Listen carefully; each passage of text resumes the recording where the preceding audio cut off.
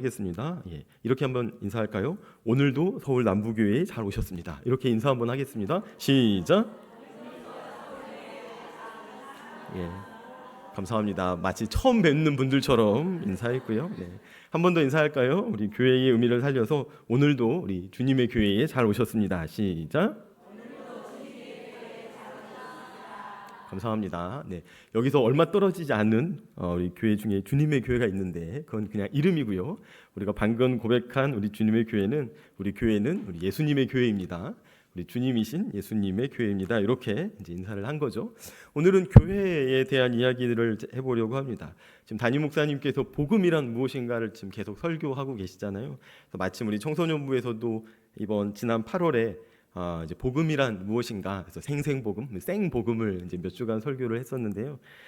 이번 주부터는 교회에 대한 이야기를 이제 우리 성도님들하고 이제 해보려고 합니다. 창조의 역사 가운데서 우리 하나님께서 직접 세우신 두 개의 기관이 있습니다. 하나는 가정이고요, 또 다른 하나는 교회입니다. 하나님께서 이 가정이라는 기관을 직접 세우셨습니다. 하나님이 세상을 창조하시고 마지막 날 그 창조의 클라이막스에서 사람을 만드셨습니다. 하나님이 만드신 이 사람 아담과 하와, 이 두 사람은 부부를 이루고 가정을 이루었습니다. 이 가정은 자녀가 있으나 없으나, 자녀를 출산하였거나 혹은 입양하였거나, 이 자녀의 유무와는 상관없이 두 사람은 이미 이제 가정을 이루게 된 거죠. 이 부부라는 가정에 더해서 자녀가 있으면 이제 핵가족인 거고요. 부부, 자녀 그리고 손자나 손녀, 혹은 부모님 그리고 부부, 자녀, 이렇게 3대가 함께 살면 이걸 이제 대가족이라고 이야기를 합니다. 거기에 더해서 우리 조부모님, 부모님, 그리고 부부, 자녀, 손자, 그리고 이모, 고모, 삼촌, 외삼촌 등등등 이렇게 가까운 친척들하고 함께 살면 이제 이걸 이제 확대 가족이라고 하죠. 이제 확대 가족이든지 아니면 대가족이든지 핵가족이든지 그 중심에는 부부가 있습니다. 부부만 있으면 하나님께서 이루신 이제 가정이 되는 거죠. 그래서 하나님께서 처음 창조하시면서 이 창조의 마지막에 부부를 창조하시고 이 부부와 함께 가정을 직접 하나님께서 손으로 창조를 하셨습니다. 그래서 이 가정이 하나님께서 만드신 피조물, 창조물 중에서 가장 아름답다라고 이제 표현해도 될 만큼 너무 소중하고 너무 가치 있고 아름다운 기관이 되죠. 하나님께서 직접 만드신 기관이 됩니다. 두 번째 기관이 있습니다. 하나님이 직접 만드신 두 번째 기관은 교회입니다. 이 교회는 예수님께서 십자가에서 죽으시고 부활하신 후에 생겨난 기관이 됩니다. 예수님이 계시지 않으셨다면, 예수님께서 십자가에서 죽으시고 부활하지 않으셨다면 교회는 만들어지지 않았을 거예요. 만들어질 이유도 필요도 없었을 거고, 사실 예수님이 계시지 않고 예수님이 죽으시고 부활하지 않으셨다면 교회뿐만 아니라 기독교가 존재하지 않을 것입니다. 예수님이 계시고 예수님이 죽으셨고 부활하셨기 때문에 기독교가 존재하는 거죠. 그리고 그 예수님으로 인해서, 예수님 때문에 이 교회가 생겨나게 되었습니다. 그래서 교회는 하나님께서 직접 만드신 직접 만드신 이 두 번째 기관이 됩니다. 이 교회를 뜻하는 단어인 에클레시아, 잘 알고 있는데요. 제가 배명 고등학교에서 자율 동아리를 하나 하고 있는데 그 자율 동아리의 이름도 에클레시아라는 동아리를 하고 있습니다. 학교 안에 있는데 우리 그리스도인들이 모인 모임이라는 이름으로 에클레시아라는 동아리를 하는데요. 이 에클레시아라는 교회라는 단어는 신약 성경에 등장을 합니다. 성경은 이 신약 성경에 교회가 등장을 하는데 교회가 구약 시대에도 있었다라고 말씀을 하고 있어요. 우리 사도행전 7장 37절 38절 말씀 우리 화면 한번 보여주실까요? 우리 두 절 말씀 같이 읽어보겠습니다. 시작.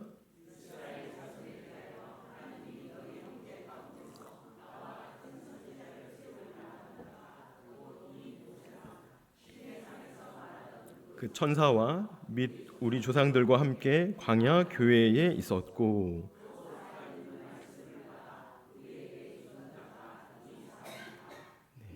이렇게 말씀을 하고 있습니다. 우리 말씀하기를, 우리 하나님께서 또 베드로를 통해서, 사도들을 통해서 말씀하시기를 구약 시대에도 하나님께서 선지자를 세우셨는데 그 선지자 중에서 가장 대표적이고 유명한 사람이 모세였다라고 이야기를 하죠. 그리고 이 모세를 통해서 이스라엘 백성들이 애굽에서 나오게 되었는데, 애굽에서 나와서 시내산에 머물고 시내산에서 율법을 받고 난 이후에 또 가나안 땅에 들어가기까지 40년 동안 광야에서 생활을 하게 되었다. 그런데 그 광야 생활을 했던 이스라엘 공동체가 곧 교회였다라는 말씀을 우리에게 들려주고 있습니다. 그 교회, 실질적인 교회의 형태나 교회의 모습, 그러니까 우리가 지금 생각하고 있는 교회의 형태나 교회의 모습은 아니었지만 이스라엘이라는 이 대규모의 공동체, 남자만 60만 명, 또 여자와 어린아이까지 포함하면 약 150만 명 정도에서 많게는 200만 명 정도까지 될 수 있는 이 어마어마한 큰 숫자의 민족 공동체가 바로 교회였다라고 이야기를 하고요. 이 교회는 광야에 있었기 때문에 우리가 광야 교회라고 할 수 있다라는 게 이 사도행전 7장에 나오는 중요한 말씀 중에 하나가 됩니다. 구약 성경에서 발견할 수 있는 교회이고요. 이 교회, 광야 교회를 소개하면서 이 광야 교회는 신약의 관점에서 보면 이 신약의 교회와는 굉장히 다르지만 그래도 이 광야 교회는, 광야에서의 이스라엘 공동체는 의미상의 교회였다라고 말씀을 하는 거죠. 형식상의 교회도 아니고 실제 교회는 아니었지만 의미적으로는 그것이 바로 교회였다라고 이야기를 하고 있고, 우리는 그 교회를 다 알고 있다라고 지금 이 7장 말씀은 사도를 통해서 증거를 하고 있습니다. 그러면 교회라는 단어가 언제 처음, 어디에 처음 나오냐면 실제 교회의 모습은 사도행전 5장에 처음 기록이 되어 있습니다. 사도행전 5장 11절은 이렇게 말씀을 하는데요. 온 교회와 이 일을 듣는 사람들이 다 크게 두려워했다라고 말씀을 합니다. 5장 우리 11절 말씀이죠. 온 교회와 이 일을 듣는 사람이 다 크게 두려워했다. 약간 이렇게 좀 무시무시한 말씀 같아요. 두려워했다라는 말씀이 기록되어 있으니까 이 말씀의 문맥은 아나니아와 삽비라가 이 부부가 헌금 문제로 거짓말을 했다가 이 거짓말이라는 것이 확인이 되면서 그 자리에서 이제 죽음을 맞이하게 되는 장면에 이제 뒷부분에 이제 붙어서 나오는 구절이 됩니다. 이 아나니아와 삽비라의 죽음을 보면서 온 교회와 이 일을 듣는 사람들이 다 크게 두려워했다라고 하면서 교회라는 이 단어가 직접 기록이 되어 있습니다. 에클레시아라는 단어가 사용이 됐는데요. 5장 11절 말씀을 읽고 보니까 지금 아나니아와 삽비라의 이 사건이 있었을 때의 성도들은 자신들이 모이는 공동체가 교회라는 사실을 지금 인지하고 있었다라는 사실들을 우리에게 보여주고 있습니다. 7장에서 교회에 대한 이야기가 나오고 5장에서 교회에 대한 말씀이 나왔는데요. 이 5장 이전에 우리가 너무 잘 알고 있는 교회의 모습이 또 사도행전 2장에 기록되어 있습니다. 사도행전 2장 42절과 42절 그리고 43절부터 47절까지는 교회가 어떤 곳이었는지 예루살렘에 만들어졌던 이 교회의 첫 모습을 소개해주고 있어요. 42절 말씀만 같이 한번 읽어보겠습니다. 시작. 그들이 사도의 가르침을 받아 서로 교제하고 떡을 떼며 오로지 기도하기를 힘쓰니라. 사람들이 지금 베드로의 설교를 듣고 회심을 하게 됩니다. 회심한 이후에 같이 모이게 되었고요. 그렇게 모인 사람들이 사도의 가르침을 받고 서로 교제하고 떡을 떼며 오로지 기도하기에 힘쓰는 사람들의 모임이 생겨나게 됐다라는 거죠. 그리고 43절부터 47절까지는 그 교회가 함께하고 있는 아주 독특한 그런 특성들을 잘 기록을 해주고 있습니다. 43절부터 47절까지 우리 2페이지 걸쳐서 한번 읽어볼게요. 시작.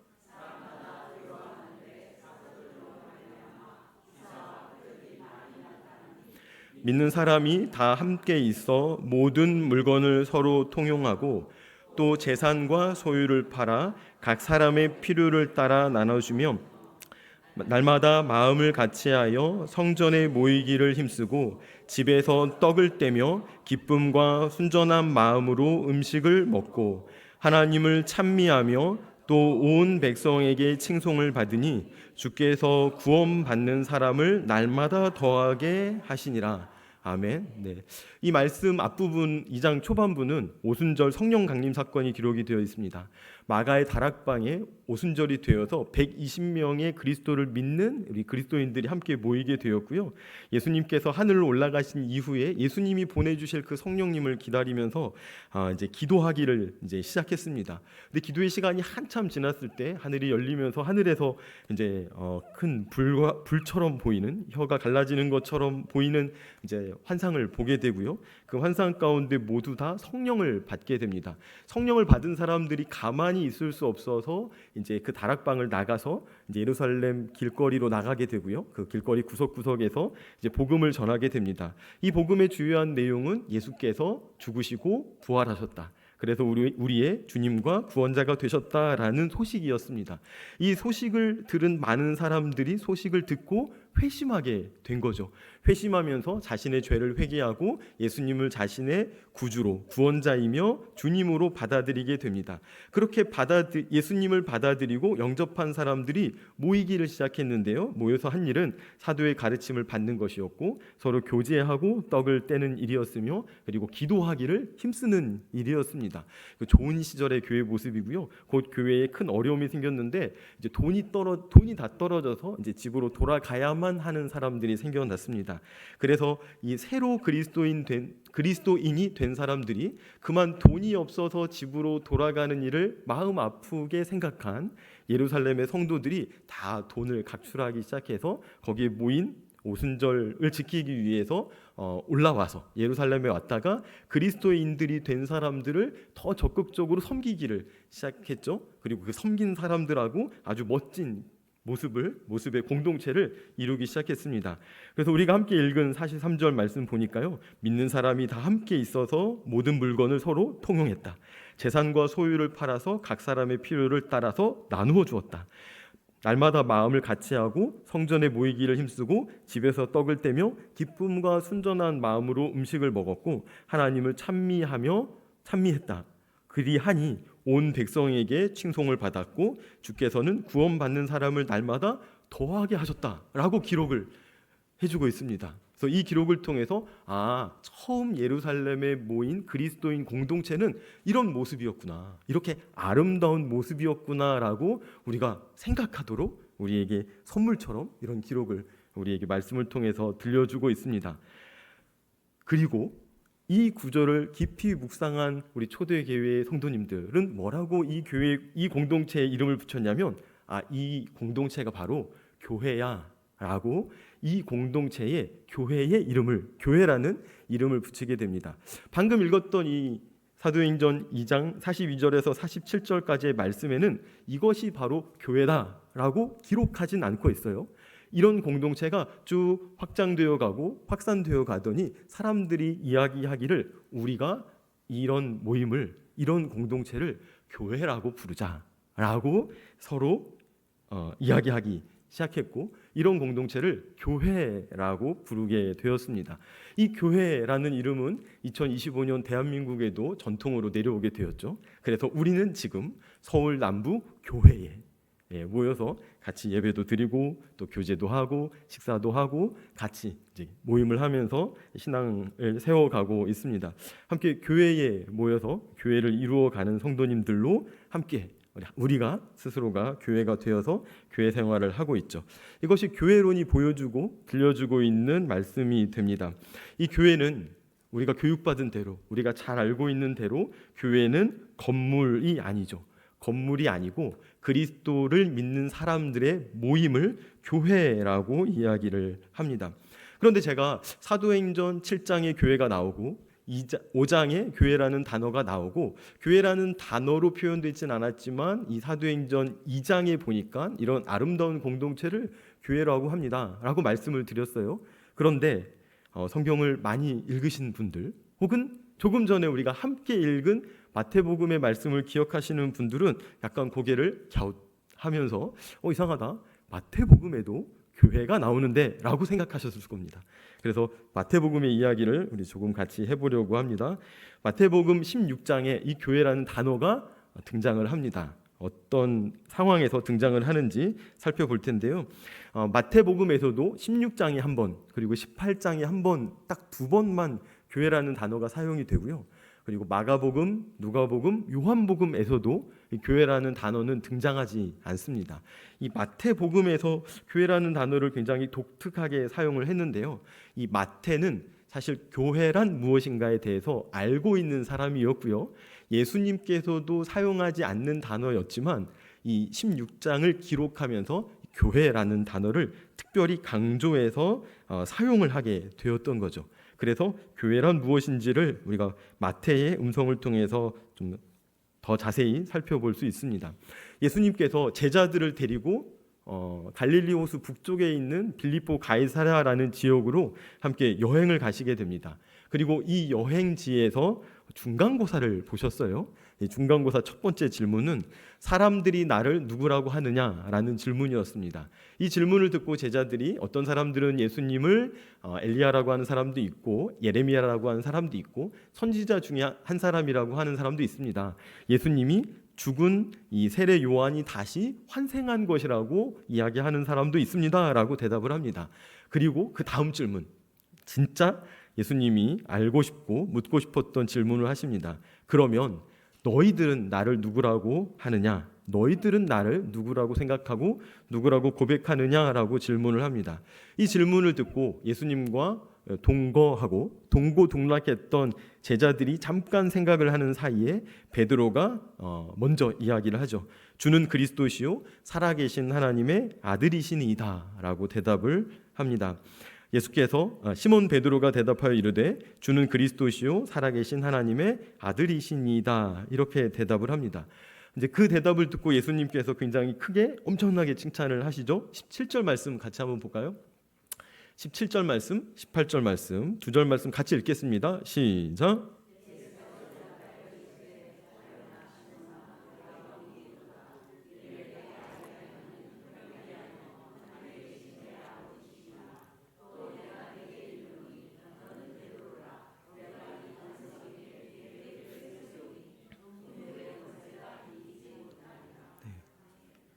베드로의 이 고백, 이 질문에 대한 대답은 신앙 고백이었던 거죠. 이 신앙 고백적 대답은 너무 정확한 대답이었습니다. 너희는 나를 누구라고 생각하느냐? 누구라고 고백할 수 있겠느냐라고 했을 때 당신은 주님은 그리스도이십니다. 당신은 살아계신 하나님의 아들이십니다라고 대답을 하죠. 이건 100점짜리 대답이었습니다. 너무 정확하고 분명한 대답이어서 그 대답을 들으신 예수님께서 굉장히 크게 칭찬을 하십니다. 바요나 시모나 내가 복이 있도다. 이를 내게 알게 한 이는 혈육이 아니요 하늘에 계신 내 아버지시니라라고 칭찬을 해주시죠. 바요나 시모나, 원래 베드로의 원래 이름은 시몬이었어요. 바요나, 요나의 아들 시몬이라는 이름이었는데요.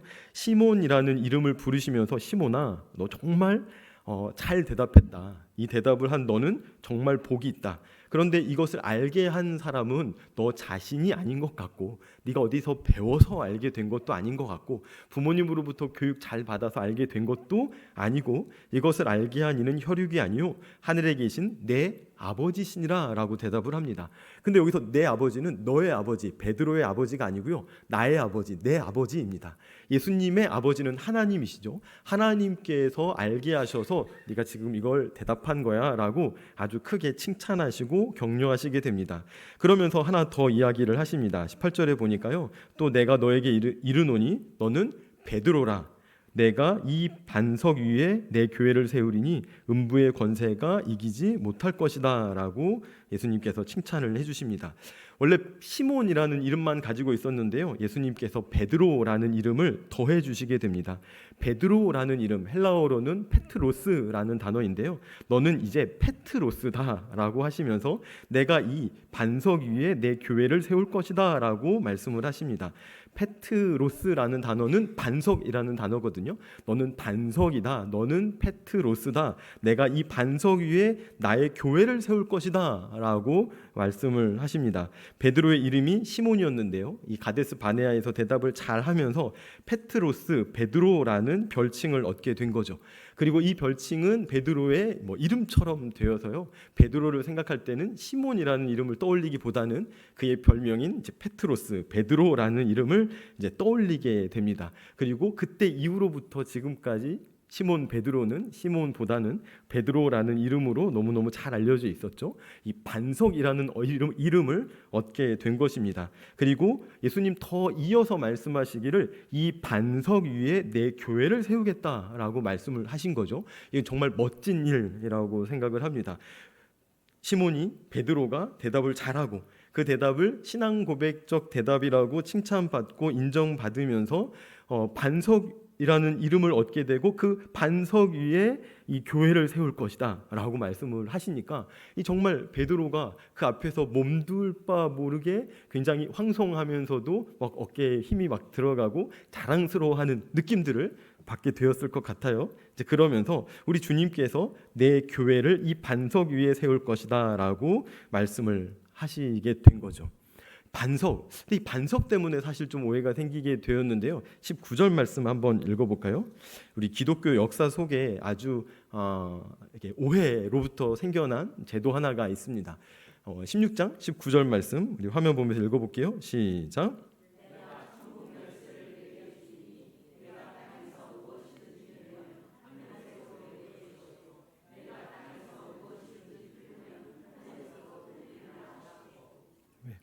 예수님께서 이렇게 이어서 말씀을 하시게 됩니다.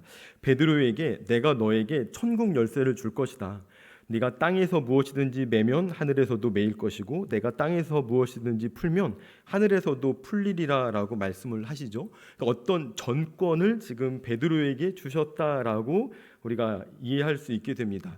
이 말씀으로 베드로의 교회에 대한 수위권이 이제 그 초기 가톨릭 이제 기독교의 이제 신학으로 이렇게 형성이 되게 되었는데요. 베드로가 교회의 수익권을 얻게 되었다. 베드로가 우리 주님께서 주시는 그 교회의 문을 열 수 있는 교회의 열쇠, 천국 열쇠를 얻게 되었고, 천국 열쇠, 그러니까 천국에 들어갈 수 있는 열쇠니까 천국에 들어갈 수 있는 길은 교회를 통하는 길밖에 없었거든요. 그러니까 교회를 통해서 천국에 들어갈 수 있는 그 열쇠를 베드로가 받았다라고 해서 베드로가 교회의 수익권을 가지게 됩니다. 교회의 수장이 되게 되는 거죠. 그래서 첫 번째 교회의 수장, 즉 교황의 자리에 이 베드로가 올라가게 되고요. 베드로로부터 이어지는 교황이 그 베드로가 받았던 천국 열쇠를 넘겨받고 이어받으면서 교황에서 교황으로 이어지는 그 교회의 이제 수익권이 쭉 이어진다라고 이렇게 가톨릭 교회의 신학은 형성되고 또 발전되고 이어지게 되었습니다. 하지만 이 말씀 예수님께서 베드로를 칭찬하시면서 너를 반석이라고 겠으며 이 반석 위에 내 교회를 세우겠다라고 했던 그 예수님의 말씀, 이 마태복음 16장 17절의 말씀에서는 조금 다른 차이를 우리가 확인할 수 있습니다. 신학자들이 열심히 확인을 해보고 성경학자들이 열심히 확인을 해보니까요. 우리 주님께서 베드로에게 이름을 붙여주셨을 때는 너는 반석, 페트로스라고 하자라고 말씀을 하셨고요.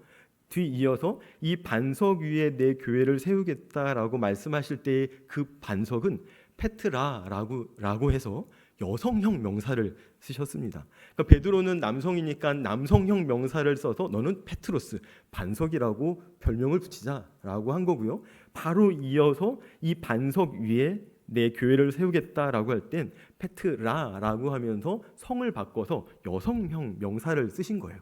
그래서 베드로를 반석이라고 할 때와 교회를 세우는 반석이라고 할 때의 이 반석은 똑같은 베드로가 아닌 거죠.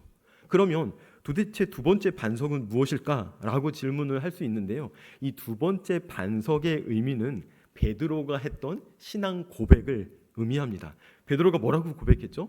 주는 그리스도시요 살아계신 하나님의 아들이십니다 라고 고백을 했죠. 이 고백, 예수님을 그리스도이시며 살아계신 하나님의 아들이다라고 고백하는 이 고백 위에, 이 신앙 고백 위에 내 교회를 세울 것이다 라고 말씀을 하신 것입니다. 즉 사람이 아닌, 사람 이전에 그 고백이 중요한 거고요. 그 신앙 고백이 바로 교회의 근거가 된다라고 우리 주님께서 이 베드로와의 이야기를 통해서 말씀을 하시는 거죠. 그리고 이 마태복음을 기록한 마태가 교회에 대한 이해, 이 교회에 대한 그림을 너무너무 잘 알고 있는 상태에서 예수님께서 이 베드로와 제자들과 나누었던 이 말씀을 기록을 하면서 예수님께서 내 교회를 세운다고 하셨다. 그런데 내 교회는 신앙 고백이다. 신앙 고백 위에 세울 것이다. 그 신앙 고백은 예수님은 그리스도이시며 살아계신 하나님의 아들이십니다라고 하는 신앙 고백이다라고 말씀을 하시는 거죠. 사랑하는 우리 성도님, 우리가 알고 있는 것처럼 교회는 지번을 가지고 있고 건물 번호를 가지고 있으며 토지 대장과 건축물 대장에 나오는 건물로서가 교회가 아닌 거죠. 물론 우리는 이 교회를 사랑합니다. 우리 이 자리에 세워져 있는 서울 남부교회라는 이 아름다운 교회, 이 아름다운 건축물로서의 교회를 사랑하죠. 근데 이 건축물로서의 교회가 존재할 수 있는 이유는 우리 교회가 반석 위에 세워져 있기 때문이고요. 우리 교회가 세워진 반석은 예수님은 그리스도이시며 살아계신 하나님의 아들이십니다라는 우리 고백 위에 서울 남부교회의 이 아름다운 우리 건축물이 세워져 있는 거죠. 이제 그러고 보면 교회는 꼭 건물이 아니다라고 우리는 교회론에서 정리를 하게 됩니다. 고정된 건물이 없어도 고정된 건물 없이 고등학교 강당에 모여도 교회가 되고요. 직장인이 많은 상업시설에 일요일 아침 빈 카페에서 모여도 그 카페는 교회가 되는 겁니다. 어떤 목사님이 우리 초등학교 앞 분식집을 하나 냈어요. 그리고 그 분식집에 주일이면 교회 간판을 붙여놓고 분식집에서 교회로 모이게 됩니다. 분식집도 교회가 될 수 있어요. 어느 곳에 모여도 우린 교회가 될 수 있습니다. 우리 그리스도인들이 한강 공원 잔디밭에 기타 한 대를 들고 가서 빙 둘러 앉아서 모여서 기타 치면서 함께 찬양하고 또 기도하고 말씀을 나누면 그곳이 바로 교회가 되는 거죠. 그러니까 교회는 지리적인 위치나 또 건물이 필요한 것이 아니고요. 교회가 교회 되기 위해서는 나는 예수님을 그리스도이시며 살아계신 하나님의 아들로 믿고 고백합니다라고 같은 고백으로 고백하는 사람들의 이 모임이 바로 교회라는 거죠. 이 고백이 없다면 우리의 모임은 아무리 많은 사람이 모이고 아무리 큰 규모로 모인다 하더라도 교회가 될 수 없습니다. 하지만 한 사람이 모이고 두 사람이 모이고 세 사람이 모여서 우리는 예수님을 그리스도이시며 살아계신 하나님의 아들이라고 고백합니다라고 한다면 그 작은 모임이 교회가 되는 거죠. 우리는 이 아름다운 교회, 작지만 분명한 신앙 고백이 있는 이 교회를 사모하고 이 교회를 사랑하는 우리 저와 성도님들이 되시면 좋겠습니다. 그리고 점검해 보는 거죠. 나는 내 안에 예수님을 주와 그리스도로 고백하는가? 나는 예수님을 살아계신 하나님의 아들로서 고백하는가? 그 살아계신 하나님의 아들이신 그리스도 예수를 나는 과연 정말로 사랑하는가라고 우리 스스로 한번 생각해 보면 좋겠습니다. 그리고 그 생각의 결론처럼 맞습니다. 나는 우리 예수님을 그리스도로 고백하고 살아계신 하나님의 아들로 고백합니다. 나는 이 예수님을 너무너무 사랑합니다. 나는 이 예수님을 위해서 나의 삶을 내어드립니다. 나는 예수님의 사람입니다. 라고 고백한다면 그 자리가 바로 신앙 고백이 증언되는 반석이 되는 거고요. 그 반석 위에 예수님께서 나의 교회를 세울 것이다 라고 말씀을 하시는 거죠. 제가 오래전에 굉장히 인상적인 친구 하나가 있었습니다. 우리 경기고등학교를 다니는 이제 형의 동생이었어요. 그러니까 중학생 동생이었습니다. 이 중학생 동생을 이제 제가 만났는데 이 친구가 이렇게 이야기를 하는 거예요. 목사님, 우리 형이 교회를 잘 다니다가 요즘에 교회를 안 다니고 있는데 참 걱정이에요. 우리 형이 교회를 잘 다녀야 될 텐데요. 라고 이야기를 하더라고요. 근데 이 동생도 교회를 잘 안 다니는 친구였거든요. 근데 자기 걱정은 안 하고 무슨 오지랖으로 형 걱정을 그렇게 하고 있었던 거예요. 우리 형이 교회 잘 다녔으면 좋겠는데 안 다녀서 걱정이에요. 라고 하더라고요. 이제 그러면서 저한테 이렇게 질문을 했습니다. 목사님, 그런데 우리 형이 월요일 날 방과 후에 이제 목사님하고 이제 만난다고 하는데 만나서 뭐 하는 거예요? 이렇게 물어보더라고요. 그래서 제가 뭐 하긴 뭐해, 그냥 같이 만나서 찬양도 한 곡 하고 또 말씀도 같이 읽고 나누고 또 간식도 먹고 그리고 내가 상담도 해줘라고 했더니 이 친구가 제 이야기를 듣고 뭐라고 대답을 하냐면 우리 형 교회 다니는 거구나 라고 이야기를 하더라고요. 그래서 제가 굉장히 크게 격려하고 칭찬하면서 야 소연아, 이게 교회라는 걸 너 어떻게 알았냐? 라고 이제 제가 되물었습니다. 그랬더니 뭐 어떻게 알긴 뭐 어떻게 알아요? 그냥 같이 모여서 성경 읽고 기도하고 또 간식 먹고 서로 만나면 그게 교회인 거죠? 라고 하더라고요. 교회도 잘 안 다니는 친구인데 어디서 들은 풍월은 있어서 그게 곧 교회다라는 자기 인식들을 가지고 있었던 겁니다. 그리고서 지금까지도 제가 그 친구하고 잘 만나고 또 교제하고 있는데요. 이제 교회란 이런 것입니다. 이게 꼭 이제 주일날 정해진 시간에 정해진 장소인 서울 남부교회처럼 정말 잘 갖추어진 이 건물 안에 모이는 것이 교회가 아니고요. 우리가 일상을 살아가는 가운데 또 직장 생활을 하고 또 사회 생활을 하고 그리고 우리 친구들 같은 경우에는 뭐 학교를 다니고 학원을 다니고 또 길거리에서 친구들을 이렇게 만나는 사이에 서로 물어보는 거죠. 야, 너 교회 다니냐? 이렇게 물어보고 나 교회 다녀. 너 예수님 알아? 예수님 믿어? 너 나 예수님 알아? 나 예수님 믿어. 우리 같이 예수님 잘 믿자. 잘 섬기자. 예수님 따라서 우리도 예수님의 제자로 살아가자라고 막 서로 결심하고 결의하는 바로 그 자리. 바로 그 자리에서 우리 예수님은 그리스도이시며 살아계신 하나님의 아들이십니다. 나는 예수님을 알 뿐만 아니라 예수님을 믿고 예수님을 믿을 뿐만 아니라 예수님을 사랑하고 예수님을 사랑할 뿐만 아니라 예수님을 닮아가기 원하며 예수님을 위해서 나는 헌신하며 살아갑니다 라고 마치 무슨 도원 결의하듯이 두 사람 세 사람이 모여서 서로 신앙을 고백하는 그 모임과 그 자리와 그런 만남이 있다면 바로 그 자리, 그런 모임, 그런 만남이 교회라는 거죠. 건물이 아니어도 그 모임은 교회인 거고요. 정해진 시간에 모이지 않아도 서로 대화를 나누는 바로 그 시간이 교회의 시간이고 교회의 자리고 또 교회의 예배라는 것들을 우리 기억하시면 좋겠습니다. 그러고 보면 교회를 만들어가기가 너무 쉬운 것 같아요. 그러니까 주일날 꼭 성도님, 꼭 친구들을 교회로 데리고 오지 않아도 우리의 이웃을 꼭 교회로 데리고 오지 않아도 우리의 친구들을 꼭 교회로 데리고 오지 않아도 그 전에 복음을 전하고 그 복음을 들은 친구들이 깊은 고민 가운데 나도 예수님 알아가고 싶다. 나도 예수님 만나보고 싶다. 라는 소원을 가지고 그 친구하고 교제하는 사이에 내가 쭉 알아보니까 정말 예수님 계신 것 같아. 예수님 정말 살아계신 하나님이신 것 같아. 하나님의 아들이신 것 같아. 그래서 나의 구원자이자 내가 믿고 따를 만한 주님이 되시는 것 같아. 라고 고백한다면 그 감격적인 만남과 감격적인 그 고백을 듣는 바로 그 자리가 교회가 된다라는 거죠. 그러면 우리는, 저와 여러분들은 수많은 교회들을 세워갈 수 있는 교회의 설립자, 교회의 기초를 놓는 사람들로 우리는 평생을 살아갈 수 있다라는 이 아주 멋진 신앙 고백 앞에, 멋진 이야기 앞에 우리의 삶을 교회를 세우는 일로 더 드리고 더 헌신하는 저와 여러분들이 되면 좋겠습니다. 아직 교회를 세우지 못하신 분 계신가요? 그렇다면 우리 남편, 우리 아내, 우리 자녀들, 우리 부모님, 우리 친구들, 우리 이웃들 붙잡고 복음을 증거하고 전도해서 예수님 알게 하는 그 교회가 새로 생기는 일들에 한 번 더 다시 한번 우리 헌신하고 우리의 삶을 내어 드리는 저와 여러분들이 되면 좋겠습니다. 그럴 때 우리 주님께서 칭찬하실 거죠. 바요나 시모나, 우리의 이름을 부르면서 이것을 알게 한 이는 내가 아니고 나의 아버지 하나님이시다. 너는 정말 잘하는 나의 착하고 충성된 종이다라고 우리를 크게 칭찬하실 줄 믿습니다. 그런 믿음의 고백 속에서 교회를 세워갔으면 좋겠고요. 그런 교회의 모습들 다시 한번 우리 말씀 읽고 오늘 말씀 마치려고 합니다.